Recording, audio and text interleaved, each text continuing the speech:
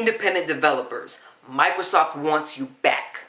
The big news that's being reported today is that Microsoft is reversing their policy on publishing for the Xbox Live Store. This is big news because it means indies can now self-publish their games on the Xbox One. Right now, with the Xbox 360, they can't do that. They either need to find a big company like Capcom or EA, or they have to go through Microsoft and let them publish it, which, by all accounts it's reported, isn't that fun of a process. So Microsoft is trying to gain these developers back. And if you're one of them, they want you back. They want you to come into their loving arms. Why is this a big deal? Because before now, Microsoft had straight up said, no, we're not going to do that. Journalists were asking. They said, a lot of developers don't like this. They want to be able to publish their own games. And Microsoft, they want that bigger pay of the cut, bigger cut of the pay. And they said, nah, we're not going to do that. But you know what?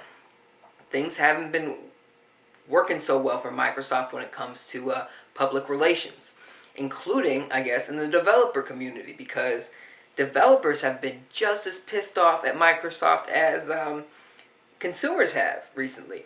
And I'm talking indie developers. The bigger ones, they might have some beef with them, but not on the same level as the indies. Microsoft has pissed off a lot of indie developers. That includes Team Meat, the guys that made Super Meat Boy. Lorne Lanning, the guy behind the Oddworld series. He used to be in Microsoft's pocket. He used to get the money hats, but that all changed a few years back, and he's not really a fan of them anymore. Who else? The guy who made Braid. He became like a millionaire because of Xbox Live. But he still doesn't like the way that they've been handling indies. Who else? The guy, the asshole, that douchebag who made Fez. He's really pissed off at Microsoft too. Microsoft was charging $40,000 for a patch, and he couldn't afford it. And so he just didn't release it. So Microsoft still has some work to do with indies, but this is a big step forward. But the question is it too late? Are they going to gain them back? Because they've seriously pissed off a lot of developers, and a lot of them have sworn off Microsoft. They said, we're never going to work with them again. And, even if they turn their policies around, they might have just rubbed them the wrong way for a really long time. Because, we're people. And indies are more likely to act like people than a large company. A large company can just brush it off, it's just business. But when you're just composed of 2 or 3 people, people take it personally. So whether or not Microsoft will really be able to turn it around is a big question. Now, why did they do this besides, just developer backlash? Well, there's also the matter of the competition. This all started, let's say, 2012, maybe 2011. Nintendo. Nintendo was kind of the one that started on the console front. With the Wii, Nintendo had WiiWare, and it didn't really take off as well as Xbox Live Gold and or Xbox Live and PSN, because there just wasn't that, the store wasn't built that well, and it just wasn't, the games were very limited. There was like a 40 megabit size limit to the games, and it was very much hindered by all that. Now with the Wii U, Nintendo just kind of did a complete 180 on it.